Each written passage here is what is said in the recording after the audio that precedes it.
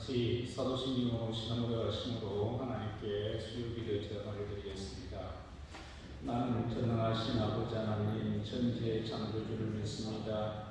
나는 그의 유일하신 아들 우리 주 예수 그리스도를 믿습니다. 그는 성령으로 잉태되어 동정녀 마리아에게서 나시고 본디오 빌라도에게 고난을 받아 십자가에 못 박혀 죽으시고 장사된 지 사흘 만에 죽은 자 가운데서 다시 살아나셨으며 하늘에 오르시어 전능하신 아버지 하나님 우편에 앉아 계시다가 그위로부터 살아있는 자와 죽은 자를 심판하러 오십니다.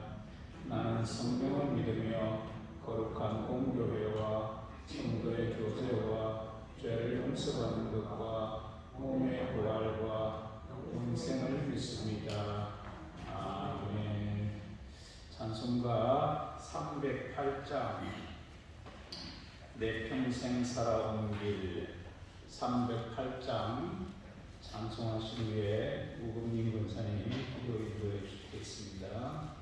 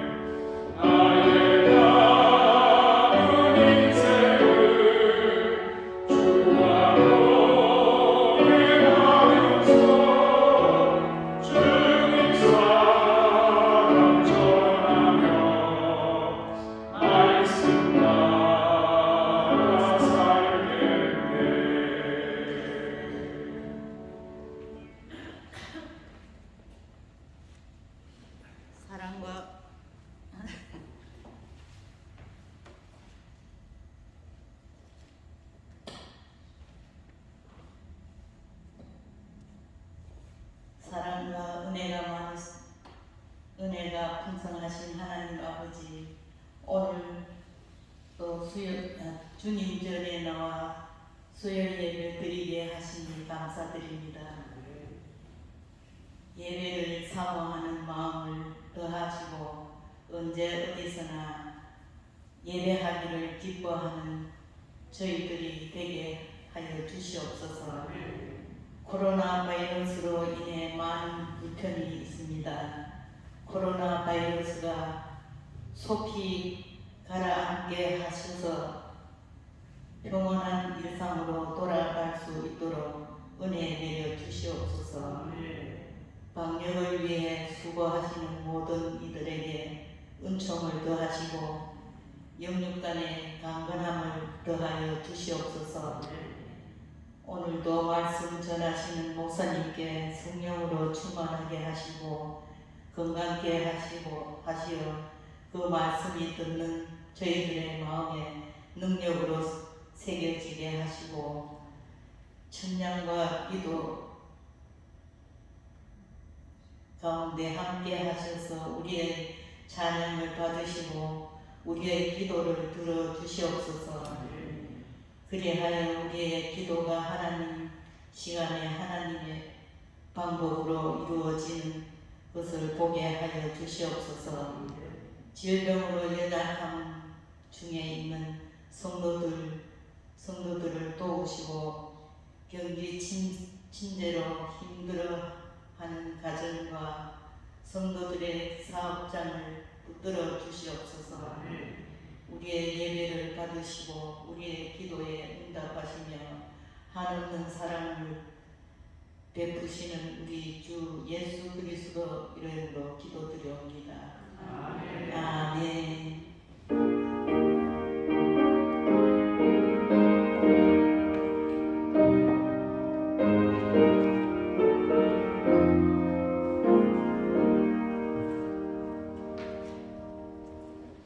교회 소식 전하겠습니다. 내일 부산 동네 동부 시차례가 시립교회에서 있는데 코로나 사태 때문에 시찰위원들만 참석해야 됩니다. 제가 참석합니다. 그리고 박재승 집사님 부친께서 지난 월요일 새벽에 소천하셔서 어제 장례 의뢰를 드렸습니다. 오늘 발인하거나 장례가 끝났는데 집사님 가정에 하나님의 위로와 은혜가 함께 하시기를 기원합니다. 오늘 우리에게 주신 하나님의 말씀 사도행전 18장 말씀입니다. 사도행전 18장 1절에서 11절까지 말씀을 교독하겠습니다. 사도행전 18장 1절에서 11절까지 교독합니다. 그 후에 바울이 아덴을 떠나 고린도에 이르러 아브라함은 본토에서 난 후에 한 사람을 만나니 클라우디오가 우리를 영하여 로마에서 떠나라 하더라. 그가 그 안에 빌라와 함께 이달리아로부터 새로운 집으로 바울이 그들에게 가매 생육이 같음으로 함께 살며 일을 하니 그 생육은 천막을 만드는 것이더라. 안식일마다 바울이 회당에서 강론하고 유대인과 헬라인을 분명하니라. 실라와 디모데가 마게도냐로부터 내려오매 바울이 하나님의 말씀에 붙잡혀 유대인들에게 예수는 그리스도라 밝히 증언하니 그를 기억하여 명랑하고는 바울이 옷을 가리면서 이르되 너희 피가 너희 머리로 돌아갈 것이요 나는 깨끗하리라. 이후에는 이방인에게로 가리라. 거기서 옮겨 하나님을 경외하는 디도 유스도라 하는 사람의 집에 들어가니 그 집은 회당 옆이라. 또 회당장 에스더가 온 지방과 더불어 주를 믿으며 수많은 본토 사람도 듣고 믿어 세례를 하더라. 밤에 주께서 환상 가운데 바울에게 말씀하시되 두려워하지 말며 침묵하지 말고 말하라. 내가 너와 함께 있으면 어떤 사람도 너를 대적하여 해롭게 할 자도 없을 것이니 이는 이 성중에 내 백성이 많으리라 하시니라. 같이요. 1년 6개월을 머물며 그들 가운데서 하나님의 말씀을 가르치니라. 아멘. 오늘도 수요기도의 자리에 나오신 성도 여러분 모두에게 주님 주시는 크신 기쁨과 평강과 복이 함께 하시기를 축원합니다. 옆 사람하고 인사하십시오. 반갑습니다. 사랑합니다. 축복합니다. 은혜 많이 받으세요. 어쩌든지 건강하시고 힘들고 어렵지만은 이것이 우리에게 일상이라고 생각하고 옛날에는 뭐 이것보다 더 어려운 일들도 좀 많았지 않습니까? 그죠? 우리나라가 또 일제강점기도 지내고 또 전쟁통도 지냈는데 뭐 거기에 비하면 이건 아무것도 아닙니다. 얼마든지 다 지내고 이길 수가 있습니다. 마음 편하게 가시고 이를 통해서 하나님의 뜻을 발견할 수 있기 바랍니다. 오늘 우리가 18장 말씀을 읽었는데 사도 바울의 2차 전도 여행 중에 있죠. 이 2차 전도 여행은 15장 마지막부터 시작을 합니다. 마가 때문에 바나바와 헤어진 바울은 신라와 함께 육로를 통해서 소아시아 지방 전도 여행을 시작합니다. 먼저 루스드라에 도착해서 믿음의 아들 디모데를 만났고 디모데가 전도팀에 합류하게 되죠. 그리고 꿈에 마게도냐 사람이 나타나서 도와달라라는 이야기를 듣습니다. 사도 바울은 이것이 성령의 인도하심을 믿고 드로아에서 배를 타고 마게도냐 지방의 빌립보에 처음으로 도착합니다. 드로아에서 누가복음과 사도행전의 제자인 의사 누가가 동행을 하죠. 그래서 전도팀이 모두 4명으로 늘어납니다. 바울, 실라, 디모데, 누가 4명이 되죠. 빌립보에서는 옷감 장수 루디아와 간수의 가족들이 예수를 영접하고 그리고 또 핍박을 피해서 데살로니가로 넘어갑니다. 회당에서 3주 동안 복음을 전했고 헬라인 남자들과 헬라 기후인들이 복음을 받아들였습니다. 하지만 율법주의 유대인들이 폭력배를 동원해서 바울을 쫓아내리려 했기 때문에 베레아로 피신합니다. 베레아에서도 사도 바울은 복음을 전했고 또 많은 사람들이 복음을 받아들였습니다. 특히 베레아 사람들의 천성이 착했고 신앙심이 똑똑해서 간절한 마음으로 말씀을 받았고 그 말씀을 날마다 깊이 묵상했다라고 했습니다. 그런데 데살로니가의 금결 유대인들이 베레아까지 쫓아와가지고 바울 일행을 괴롭히니까 또 어쩔 수 없이 급히 아가야 지방의 아테네로 피신합니다. 지금의 그리스 북부 지역이 마게도냐 지역이고 남쪽이 아가야 지방으로 이렇게 나눠져 있습니다. 북부 마게도냐는 우리가 아는 대로 빌립보, 데살로니가, 베레아고 이제 남쪽 아가야 지방에는 아덴, 아테네와 고린도가 있습니다. 바울이 아테네로 피신을 하는데 아테네는 철학의 도시입니다. 소크라테스, 플라톤, 아리스토텔레스가 활동했던 도시입니다. 그래서 아테네 시민들은 또 자부심이 강했고 항상 새로운 학문에 관심이 많았습니다. 사도 바울이 와가지고 회당이나 광장에서 기회 있는 대로 예수 복음을 전하니까 처음 듣는 종교다 이래가지고 호기심이 생겨서 사도 바울을 아레오바고 광장으로 데리고 와서 그곳에서 연설하도록 합니다. 바울이 아테네 시내에서 신전들이 많이 있는 것을 보았고 그 중에서도 알지 못하는 신이라는 이름의 제자를 보았습니다. 그래서 바울은 알지 못하는 신이 누구냐? 바로 온 우주를 창조하신 창조주이시고 만물의 주관자이시고 피조물에게 생명과 호흡과 필요한 모든 것을 공급해 주시는 분이심을 알려주었습니다. 그리고 그 하나님을 만나기 위해서는 오직 부활하신 예수 그리스도를 통해서만 하나님께로 나아갈 수 있음을 설파했습니다. 사도 바울의 설교는 우리 교인들에게는 아주 기초적이고 기본적인 내용입니다. 그런데 우리가 바로 창조주 하나님이 우리 아버지이시고 우리와 항상 함께 하시고 가까이 계신다는 이 기초적이고 기본적인 진리를 잊어버리고 살 때가 너무도 많다라는 거예요. 그래서 만약 우리가 이런 기초적이고 기본적인 믿음을 실천하지 못하면 우리도 아테네 시민들처럼 알지 못하는 신에게 끌려다닐 수 있다는 사실을 기억하자 했습니다. 사랑하는 성도 여러분, 우리를 구원하신 우리 주님은 알지 못하는 신이 아니라 우리하고 너무 잘 아는 사이, 속을 다 털어놓고 지낼 수 있는 둘도 없는 친구 같은 사이. 친구 같은 게 아니라 친구죠. 그리고 지금도 우리의 음성을 듣고 계시고 우리의 일거수일투족을 지켜보고 계시는 사랑의 하나님이심을 믿으시고 항상 하나님이 우리와 지금도 함께 계심을 기억하며 살아갈 수 있기를 다시 한번 주님 이름으로 축원합니다. 이제 오늘 본문 18장 말씀을 나누겠습니다. 바울이 아테네에서 전도를 마치고 고린도로 향합니다. 고린도는 아테네에서 서쪽으로 약 80km 정도 떨어진 도시입니다. 걸어서 이틀 정도 걸리는 거리입니다.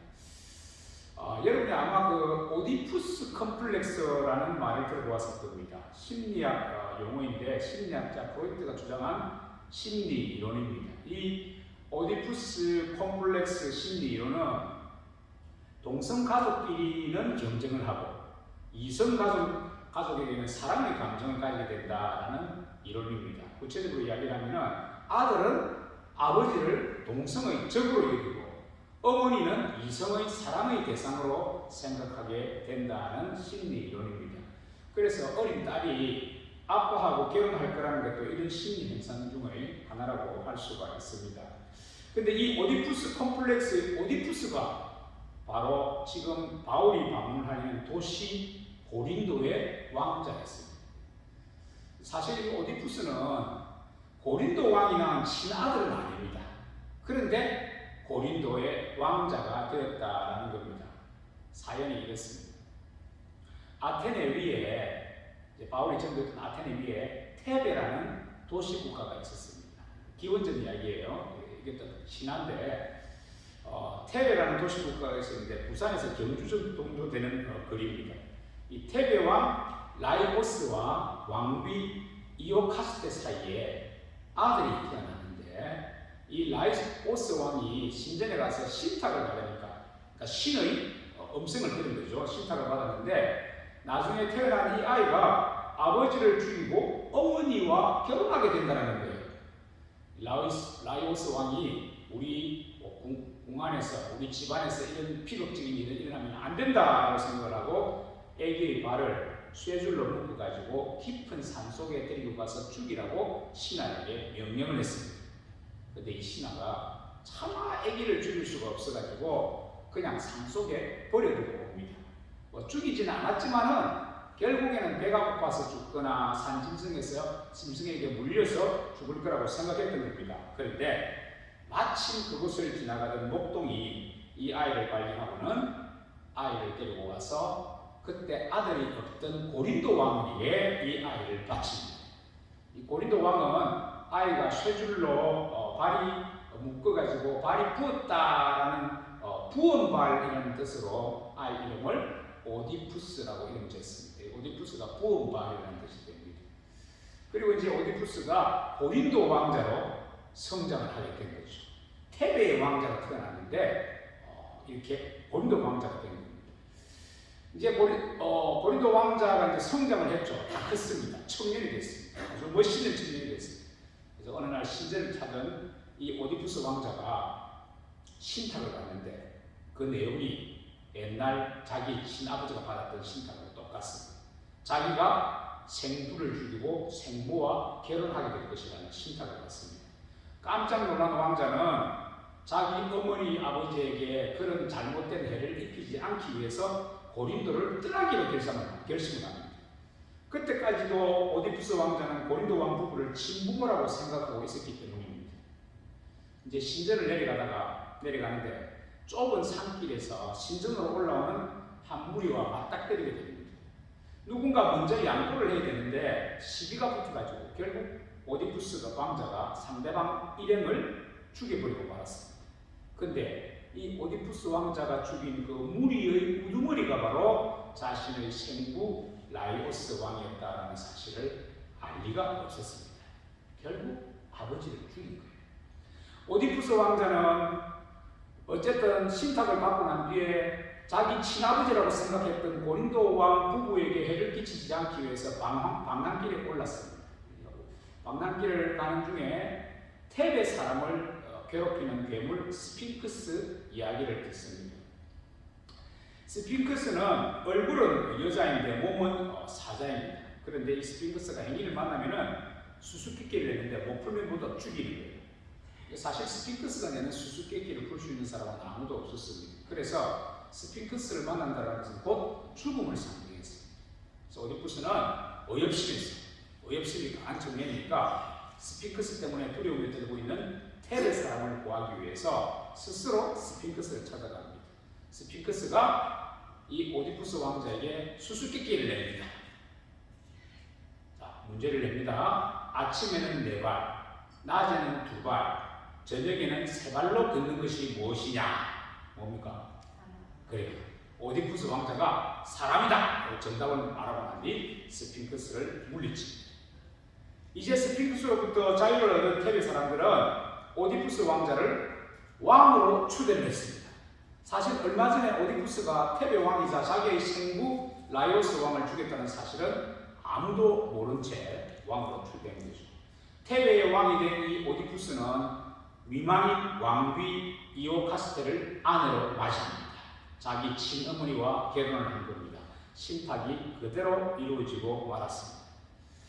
세월이 흐른 뒤에 오디푸스는 자기가 죽인 사람이 생부 라이오스 왕이고 자기 아내 이오카스테가 자기의 생모임을 알게 되었습니다.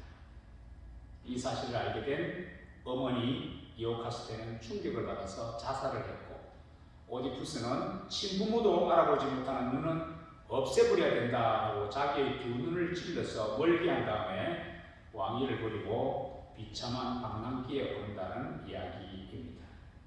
이 비극적인 이야기에서 오디푸스 콤플렉스라는 심리론이 나오게 됐습니다. 당시 사도 바울도 이 오디푸스 왕자 이야기를 익히 알고 있었을 것이고, 그래서 그 도시 고린도를 방문하고 싶어 했을 겁니다. 당시 고린도는 로마 제국 4대 도시 중의 하나입니다. 인구 60만 명, 교육, 문화, 상업, 무역이 집중된 도시였습니다. 그러니까 이렇게 대도시, 잘 살면 자연히 도시는 쾌락과 음란에 젖어 있게 됩니다.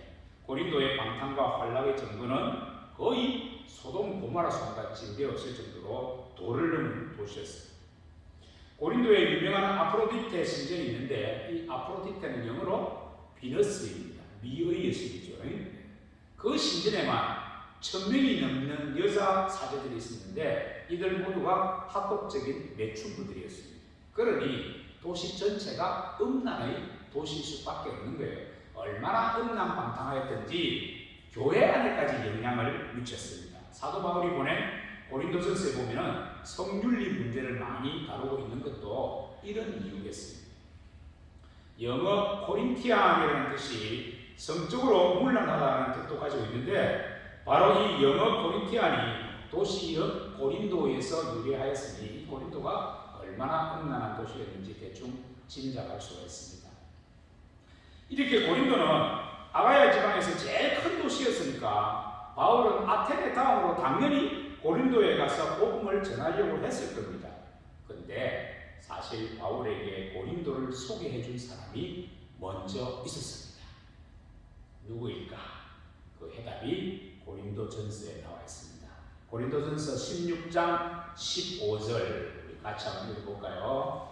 형제들아, 스데바나의 집은 곧 아가야의 첫 열매요 또 성도 섬기기로 작정한 줄을 너희가 아는지라 내가 너희를 권하노니. 자, 여기서 형제들아 사도 바울이 이제 부르는데, 형제들은 당연히 고린도 교회의 교인들이고, 이 스데바나는 고린도 교회 교인 중의 한 사람입니다. 그런데 이 스데바나 가정이, 그 가족 모두가 아가야의 첫 열매라고 사도 바울이 말을 하는 거예요. 바울이 아가야 지방에 와서 복음을 전했을 때 그 복음을 받아들인 첫 사람이 바로 스데바나라는 겁니다. 그런데 바울이 아가야 지방에 처음으로 온 장소는 고린도가 아니라 어디입니까? 아가야 지방에 처음으로 온 장소가 어디입니까? 아테네. 지난주에 아테네 나왔잖아요. 여기 아가야 지방에 나왔잖아요. 아가야 지방. 아가야 지방에 아테네와 고린도가 있습니다. 마게도냐 지방에 빌립보, 데살로니가, 베레아가 있는 거예요. 이 아가야 지방에 제일 처음으로 도착한 도시가 아테네입니다. 아덴입니다. 바울은 아가야 지방의 첫 방문지 아테네에서 복음을 전했습니다. 그런데 그 결과가 만족스럽지 못했죠. 지난주에 나온 사도행전 17장 34절에 보시면은 몇 사람이 그를 가까이 하여 믿으니 그 중에는 아레오바고 관리 디오누시오와 다말이라는 여자와 또 다른 사람들도 있었더라고 말씀을 합니다. 사도 바울이 아가야의 아테네에서 처음으로 복음을 전했고, 그리고 그 내용이 처음으로 믿는 사람 이름이 나오는데 그 이름이 디오누시오와 다말이를 언급하고 있다는 거예요. 그러니까 이 구절을 보면은 사도행전 17장 보면은 아가야의 첫 열매는 누가 되어야 됩니까? 디오누시오와 다마리와 몇 사람이 되어야 되는 거예요. 그런데 고린도 교회에 우리가 조금 전에 읽었던 고린도 전서에 보니까 보낸 편지에서 사도 바울이 뭐라고 이야기합니까? 스데바나가 아가야의 첫 열매라는 거예요. 공식적으로 이야기하는 거예요. 그러니까 이 두 구절을 종합하면 어떻게 됩니까? 고린도 시민인 스데바나가 무슨 일이 있어서 아테네에 잠깐 들렸다가 아레오바고 광장에서 사도 바울이 전하는 복음을 들었던 겁니다. 스데바나는 성령의 감동을 받고 예수를 영접했습니다. 그리고 바울이 설교가 끝난 뒤에 틀림없이 개인적으로 바울을 만나서 이야기를 나눴을 겁니다. 자기가 이제 예수 믿기로 했습니다. 은혜 받았습니다. 그런데 제가 사는 고린도에 와서도 그 복음을 전해주시면 정말 감사하겠습니다라고 간곡히 부탁했었거든요. 자연스러운 이야기 중에 고린도는 아가야 지방의 수도입니다. 아까도 말씀드렸듯이 아마도 스데바나가 아니었더라도 바울은 고린도에 갔을 겁니다. 많은 사람들에게 복음을 전하려면 대도시로 가야 됩니다. 하지만 고린도로 가도록 결정적인 동기를 제공한 사람은 스데바나가 틀림없을 겁니다. 아가야 지방의 1000명입니다. 스데바나의 강력한 초청으로 바울은 고린도로 향했고 어쩌면 제일 먼저 스데바나의 집에서 지냈을 겁니다. 고린도전서 16장에 아까 보았던 구절에 보면 스데바나의 집이라고 말하는 것은 곧 가정교회를 말합니다. 스데바나는 자기 집을 예배 장소로 제공할 만큼 믿음이 좋았다라는 뜻입니다. 자, 고린도에 도착한 바울은 제일 먼저 스데바나의 집에서 지내다가 이제 우리가 오늘 읽은 본문 3절 말씀대로 아굴라 부부와 함께 자취 생활을 시작했던 것 같습니다. 무슨 일인지는 모르지만은 자, 스데바나가 아테네에 들렀고 바울은 베레아에서 쫓겨나서 급히 아테네로 온 상황이었는데 그곳에서 스데바나가 바울의 설교를 듣고 예수를 영접했다라는 것은 이 모두가 하나님의 인도하심이 아니면은 불가능한 일이었을 겁니다. 바울이 시리아의 안디옥에서 그리스, 아가야의 아테네까지 온다는 것은 아무도 예측할 수 없는 일입니다. 드로아에서 빌립보로 넘어온 것도 바울의 의지와는 상관없이 성령의 인도하심이었고 빌립보에서 쫓겨나고 데살로니가 갔다가 그곳에서도 유대인들의 등살에 못 이겨서 베레아로 부신하고 이제 아테네까지 오게 됐습니다. 그런데 마치 고린도 시민인 스데바나가 아테네로 오게 되었는데 아레오바고 광장을 지나다가 바울의 설교를 듣고 예수를 믿음으로 구원을 받게 되었다는 겁니다. 여러분, 이게 우연인 것 같습니까? 하나님의 섭리, 은혜가 아니고서는 설명을 할 수가 없는 거예요. 스데바나 입장에서 볼 때는 나중에 예수님 믿고 난 뒤에 생각하면 생각할수록 이 모든 것은 순전히 자기를 구원하시려고 하나님께서 사도 바울을 이런저런 우여곡절을 겪으면서 아테네로 보내주셨기 때문에 자기가 말씀을 듣고 구원받았다라고 생각할 수밖에 없는 거예요. 하나님의 은혜다라고 생각하는 거예요. 내가 우연히 아테네에 들렸는데 뭐 이전에도 몇 번 들렸는지 모르겠습니다만 사도 바울을 만났고 설교를 듣고 사도 바울도 계획해서 아테네로 온 것도 아니었어요. 성령의 인도하심 우여곡절 끝에 아테네에 도착했고 스데바나도 마찬가지인데 두 사람을 통해서 하나님의 역사가 일어났다는 거예요. 구원받은 스데바나에게는 이 모든 것이 하나님의 은혜였습니다. 나중에 사도 바울로부터 사도 바울의 모든 전도 여행의 일정을 그 과정을 들었을 것이고 와 어떻게 그런 일을 겪으면서 아테네까지 오셨고 나는 어떻게 하다가 아테네에 가가지고 말씀을 들었고 이렇게 구원받게 됐다라고 서로 은혜를 나눴을 거예요. 자기가 바울을 초청한 것도 아닌데 우연히 아테네에 들렸다가 바울의 설교를 듣고 복음을 받아들인 것은 이건 하나님의 은혜가 아니면 설명할 수 없는 것이었습니다. 그런데 여러분 우리도 예수님을 믿고 하나님을 알게 된 것도 우리가 알지 못하는 여러 가지 경우와 일들을 통해서 이루어졌다는 사실입니다. 곰곰이 생각해 보십시오. 내가 그때 누구누구를 만나지 않았더라면 내가 그때 그곳에 가지 않았더라면 예수를 믿었을까? 아니면 우리가 모태신앙이라면 우리 아버지 어머니가 우쨘우쨘 우여곡절을 거쳐서 만나서 결혼을 했고 그래서 내가 태어난 가정이 부모님이 예수 믿는 가정이라서 자연스럽게 예수를 믿게 된 것도 하나님의 섭리이고 하나님의 은혜가 아니겠느냐는 거죠. 만약 그때 옛날에 우리 어머니가 아버지가 마음에 안 든다고 아버지 사랑을 받아들이지 않았더라면 결혼하지 않았을 것이고 그랬다면 우리는 이 세상에 태어나지 않았을 겁니다. 그래서 우리는 부모님께 정말 감사해야 한다는 거죠. 우리 어머님, 아버님 두 분이 만나서 결혼하시고 우리를 낳아주셔서 이렇게 예수 믿어 구원 얻어 천국 가게 해주심에 감사해야 합니다. 작은 것 하나도 감사해야 된다는 거예요. 부모님이 우리에게 주신 최고의 선물이 바로 천국 여권, 천국 패스포트가 아니겠습니까? 여러분, 우리 구원이 그냥 이루어진 것이 아닙니다. 우연 아니에요. 다 하나님이 계획하신 필연입니다. 마찬가지로 고린도 시민인 스데바나가 아테네에 들렀다가 저 멀리 시리아의 안디옥에서 온 바울을 아테네에서 만나게 된 것은 하나님의 섭리가 아니고서는 설명할 수가 없는 일이라는 거죠. 적어도 우리 믿는 사람으로서는 그렇습니다. 사랑하는 성도 여러분, 이런 이유로 우리는 날마다 하나님의 은혜 가운데 살아가고 있음을 믿으시기 바랍니다. 하나님의 은혜, 하나님의 섭리 아니고서는 설명할 길이 없는 것들이 너무 많습니다. 바울이 스데바나의 인도로 고린도를 방문하게 된 것도 하나님의 섭리 안에 있었지만은 오늘 본문에 보니까 아굴라 부부를 만나는 것도 마찬가지였습니다. 오늘 본문 2절에서 4절 보시면은 아굴라라 하는 본도에서 난 유대인 한 사람을 만나니 글라우디오가 모든 유대인을 명하여 로마에서 떠나라 함으로 그가 그 안에 브리스길라와 함께 이달리아로부터 새로 온지라. 바울이 그들에게 가매 생업이 같으므로 함께 살며 일을 하니 그 생업은 천막을 만드는 것이더라. 안식일마다 바울이 그 당에서 강론하고 유대인과 헬라인을 권면하니라. 아굴라가 본도 출신 유대인이라고 소개를 하고 있습니다. 이 본도가 어디냐면요, 지도를 잠깐 구글 지도를 잠깐 보겠습니다. 이 보입니까? 네. 여기 보면은 여기 지금 터키이고요. 네. 터키 여기 먼저 이스라엘이고 여기가 그리스 여기 밑에가 지금 요 아테네 고린도가 다 있는데 여기 오늘 본문에 이 아굴라 부부가 이탈리아에서 왔다고 그러는데 여기 이탈리아 로마에서 온 거예요. 로마에서 아주 여기까지 온 겁니다. 근데 지금 본도가 어디냐? 여기 흑해가 있었거든요. 흑해 아시죠? 흑해 제일 꼭대기 여기가 본도 지역입니다. 이게 해변가죠. 요 밑에가 이제 터키 앙카라고요. 터키. 예.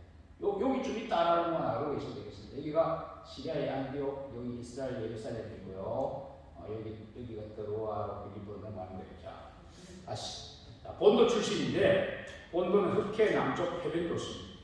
본도 출신 유대인이 로마 제국 이탈리아 수도 로마까지 가서 살았다는 거예요. 그런데 로마 시내 유대인 공동체 안에 어떤 문제가 생겼던 것 같아요. 뭐 여러 가지 전설로 전해지는 이야기가 있습니다만 정확한 건 잘 모르고 어쨌든 문제가 생겼어요. 그래서 당시 로마 황제인 글라우디오가 유대인 퇴거 명령을 내렸습니다. 유대인들은 로마에서 떠나라. 한없이 없이 아굴라는 아내 브리스길라와 함께 생업을 유지하기 위해서 로마 제국의 제2의 도시라고도 할 수 있는 고린도에 왔습니다. 아굴라의 직업이 천막 만드는 일이라고 했습니다. 요즘 같으면은 이게 간단한 주택을 만드는 일이에요. 이런 일은 시골에서는 수익성이 없습니다. 아무래도 대도시로 가야 됩니다. 그래서 아굴라 부부는 로마에서 고린도에 왔고 나중에 바울이 고린도에 도착해서는 이들 부부를 만나게 되었다라는 거예요. 이것도 하나님의 섭리입니다. 여러분, 글라우디오 황제가 유대인 퇴거 명령을 내리지 않았다면 아굴라 부부는 고린도에서 바울을 만나지 못했을 것이고 그랬다면 아굴라 브리스카와 아굴라의 이름은 성경에 기록되지 않았을 것이다. 아굴라 부부는 로마시에서 나름대로 잘 살고 있었는데 갑자기 황제가 유대인 퇴거 명령을 내렸을 때 참으로 앞이 캄캄했을 겁니다. 다 살았다 싶었을 겁니다. 이제 어떻게 살아야 하나 걱정을 하면서 그래도 직업이 천막 만드는 일이라서 큰 도시를 찾아야 되겠다 해가지고 로마에서 그래도 가까운 멀리는 멀린다만 어쨌든 대도시 고린도를 찾았다는 거예요. 그런데 고린도에서 나중에 고린도에 도착한 사도 바울을 만나게 됩니다. 바울로부터 복음을 받았습니다. 여러분, 이것이 바로 하나님의 은혜라는 거예요. 불행이라고 생각했는데 놀라운 축복이 그들에게 임했습니다. 그리고 알고 보니까 오늘 본문에 보니까 아굴라와 바울 두 사람 생업이 같은 거예요. 직업이 같은 거예요. 바울도 자기 고향 다소에서 천막 만드는 기술을 배웠던 것 같습니다. 그러니까 유대인들은요 어릴 때부터 직업 정신이 투철합니다. 기술 하나 정도는 다 가지도록 교육을 시킵니다. 바울이 천막 만드는 기술을 자기 고향 어릴 때부터 아마 배웠던 것 같아요. 그래서 천막 기술을 가진 바울은 자연스럽게 아굴라 부부와 함께 살면서 복음을 쉽게 전할 수가 있었다는 거예요. 3절에 보니까 같이 살았다고 했잖아요. 세 사람이 같이 살았어요. 그래서 4절에 안식일마다 회당에서 강론하고 유대인과 헬라인들에게 복음을 전할 수 있었던 것은 바울과 아굴라 부부를 만나게 하신 하나님의 섭리가 있었기 때문이라는 거예요. 아굴라 부부에게는 로마 황제의 퇴거 명령이 당시에는 청천벽력이고 불행인 것 같아도 결과적으로 사도 바울의 전도에 큰 도움을 줬고 자신들도 바울로부터 큰 은혜를 받은 것을 볼 때에 오히려 황제 퇴거 명령이 이들에게는 하나님께 감사 찬양드릴 감사의 제목이 될 수 있었다는 겁니다. 여러분, 우리도 마찬가지입니다. 우리가 살아가면서 설령 안 좋은 일이 일어나더라도 그 일을 통해서 더 좋은 일을 주시려는 하나님의 뜻이 있음을 믿으시길 바랍니다. 제가 자주 이야기합니다만은 신호등이 내 앞에서 멈추는 것이 재수 없는 것 같아도 급한데 뭐 앞에서 내가 빨간불이 딱 걸리노 그렇게 생각하더라도 만약에 그냥 지나갈 거라면 일어났을 사고를 빨간불에서 잠시 멈춤으로 하나님께서 사고를 미리 막아주신 것이 아닌지 누가 알 수 있겠습니까? 아들을 주시기까지 우리를 사랑하시고 우리를 구원하신 하나님은 우리에게 재앙이 아니라 평안을 주시려고 애를 쓰시는 분입니다. 어쩌든지 복을 주시려고 하시는 분이 우리 하나님이시라는 거예요. 그러니 우리 삶에서 인간적으로 생각할 때 기분이 안 좋고 불행하다고 생각하는 일이 일어난다고 할지라도 그 또한 우리에게 평강 주시고 복 주시려는 하나님의 섭리임을 믿으시기 바랍니다. 우리 삶에 일어나는 모든 것이 하나님의 은혜임을 믿으시기 바랍니다. 여러분, 우리와 하나님 관계가 어떻게 시작됐습니까? 예수님으로부터 시작됐습니다. 얼마나 큰 은혜고 큰 복입니까? 그것만큼 큰 복은 없는 거예요. 거기서부터 시작됐으니 우리에게 일어나는 일상의 작은 일들은 하나님이 우리를 사랑하시는 그 하나님의 뜻에서 벗어날 수 없는 거예요. 뜻이 뭡니까? 우리에게 평강 주시고 복 주시고. 아굴라 부부를 만난 바울은 드디어 오늘 본문에 보니까 베레아에서 헤어졌던 실라와 디모데까지 만나게 됩니다. 자꾸 좋은 일이 생기는데요. 바울이 5절 보시면 실라와 디모데가 마게도냐로부터 내려오매 바울이 하나님의 말씀에 붙잡혀 유대인들에게 예수는 그리스도라 밝히 증언하니. 여러분, 바울이 실라와 디모데를 다시 만났을 때에 그 모습을 한번 상상을 해보세요. 얼마나 기뻤을까요? 부둥켜 안고 막 놓지를 않았을 겁니다. 감격의 눈물도 당연히 흘렸을 거고요. 그리고 이제 아굴라 부부와 함께 아마 아까 이야기했던 그 스데바나도 아마 초대해가지고 잔치를 그랬을 거예요. 만찬도 가졌을 거예요. 그래가지고 바울이 새로운 힘을 얻을 수가 있었습니다. 그동안 유대인들 때문에 힘겨웠던 바울의 영혼이 힘을 얻어서 더욱 새롭고 더욱 강건하게 소생할 수가 있었다는 거예요. 그래서 5절 보니까 뭐라고 합니까? 하나님 말씀에 붙잡혔다고 했어요. 언제 붙잡혔습니까? 디모데와 실라를 만나고 난 뒤에 하나님의 말씀에 붙잡혔습니다. 더욱 하나님의 말씀에 사로잡힐 수가 있었다는 거예요. 그리고 담대하게 예수가 그리스도이심을 강력하게 전파를 했습니다. 그런데 또 유대인들이 대적하고 비방을 했습니다. 좋은 일이 생기는데 또 안 좋은 일이 또 생기는 거예요. 유대인들이 대적하고 비방했습니다. 6절에 보시면 유대인들이죠. 그들이 대적하여 비방하거늘 바울이 옷을 털면서 이르되 너희 피가 너희 머리로 돌아갈 것이요 나는 깨끗하니라. 이후에는 이방인에게로 가리라 하고.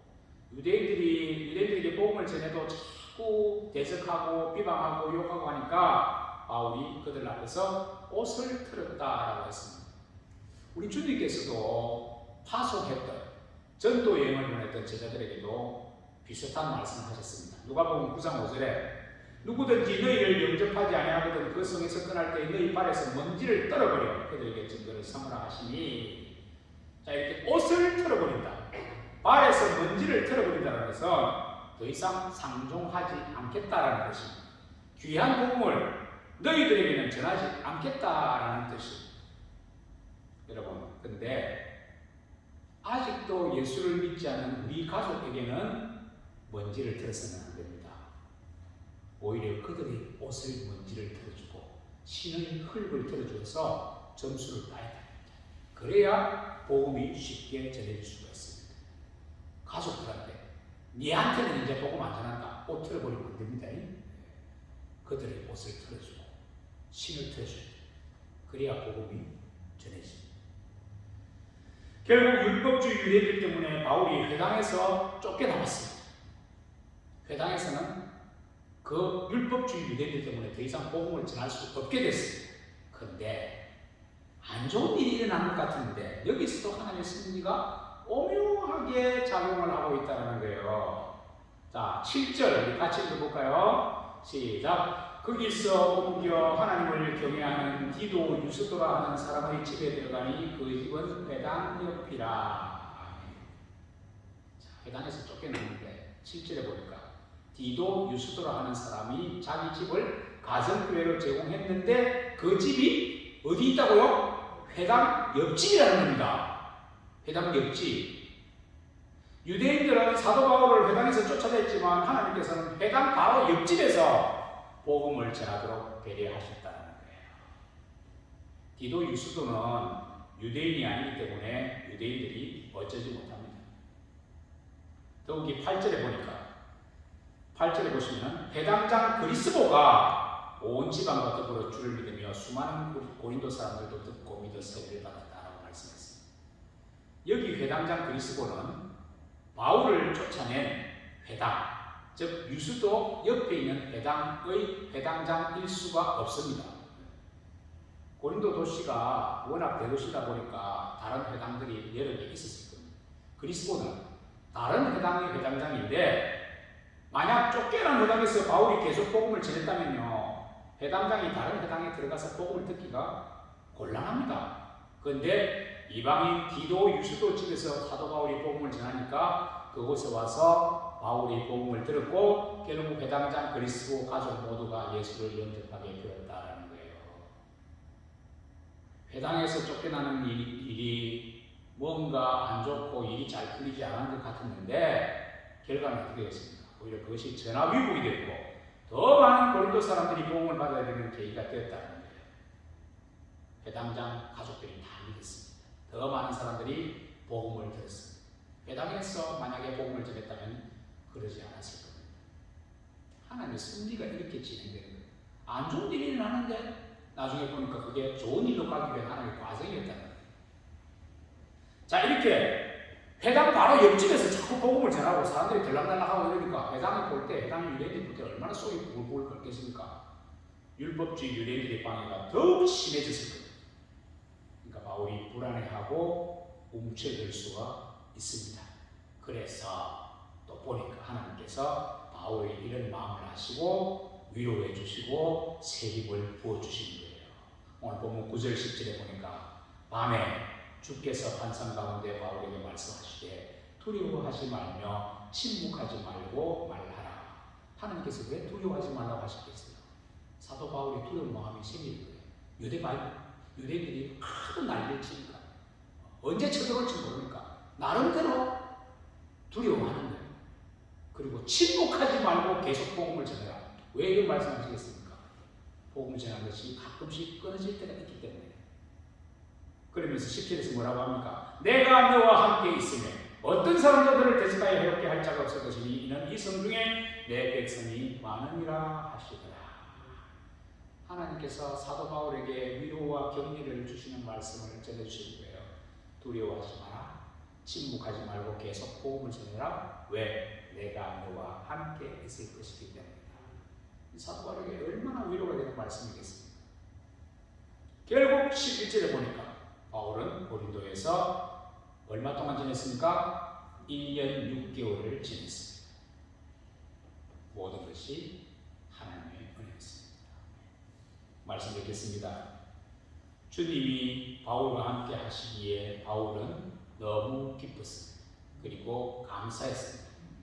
그리고 기도하기를 계속했습니다. 그래서 바울은 이 고린도에 1년 6개월을 있으면서 첫 번째 그의 편지 데살로니가 전서를 쓰면서 이렇게 말할 수가 있었다는 거예요. 뭐라고 말했겠습니까? 항상 기뻐하라. 범사에 감사하라. 쉬지 말고 기뻐하라. 자기가 그랬습니다. 하나님의 은혜로 바울은 고린도에서 1년 6개월을 거주하면서 수많은 고린도 사람들에게 복음을 전했고 수많은 가정교회들이 세워졌습니다. 이렇게 타락의 도시 고린도에서부터 사도 바울의 기독교 신학이 정립되기 시작했답니다. 마음을 안정하고 생각을 정리하고 말씀을 모아가지고 제일 처음으로 편지를 쓴 것이 신약 성경에 제일 처음으로 기록된 성경이 바로 데살로니가 전서인데 그것이 바로 고린도에서 쓰여졌다는 거예요. 기독교 신학이 세워지기 시작한 것이 바로 고린도예요. 하나님의 섭리이고 은혜라는 겁니다. 사도 바울은 회당에서 쫓겨났지만 회당 바로 옆집에서 복음을 전할 수가 있었습니다. 다른 회당의 회당장 그리스도 가족이 복음을 받을 때입니다. 수많은 고린도 사람들이 유소집에서 복음을 듣고 세례를 받았습니다. 어려움인 줄 알았는데 더욱 순탄하고 형통한 길이 열렸습니다. 불행인 줄 알았는데 행복이었습니다. 고난인 줄 알았는데 영광이었습니다. 사랑하는 성도 여러분, 하나님께서 우리를 사랑하는 하나님께서 우리의 삶을 이렇게 보살피고 주관하고 계심을 믿으시기 바랍니다. 잠깐 어려움이 닥친다고 할지라도 순간 고난이 찾아온다고 할지라도 지금 불행한 것 같아도 그 모든 것이 우리에게 일이 더 잘 풀리고 평강 주시고 복 주시려는 하나님의 섭리임을 믿으시고 그래서 언제나 용기 잃지 마시고 낙심하거나 실망하지 마시고 짜증내지 마시고 항상 기쁘고 즐겁게 오히려 하나님의 역사 우리 삶에 일어나게 될 하나님의 역사를 기대하며 살아갈 수 있기를 주님 이름으로 축원합니다. 주님 은혜를 감사드립니다. 오늘 우리에게 주신 말씀대로 우리 앞에 어떤 일이 일어난다고 할지라도 그 모든 일은 우리에게 평강 주시고 복 주시려고 애를 쓰시는 하나님의 섭리의 한 과정을 믿는 믿음 주시고 모든 것이 하나님의 은혜임을 고백할 수 있기를 원합니다. 성령께서 도와 주시옵소서. 주님 이 시간에 물려러 찬양할 때에 하나님의 영이 임하여 즐겁게 찬양할 수 있도록 도와주시옵소서. 또 믿음으로 기도할 때에 우리 마음에 평강을 허락하여 주시옵소서. 믿고 감사드리며 우리 구주 예수님의 이름으로 기도드려옵나이다.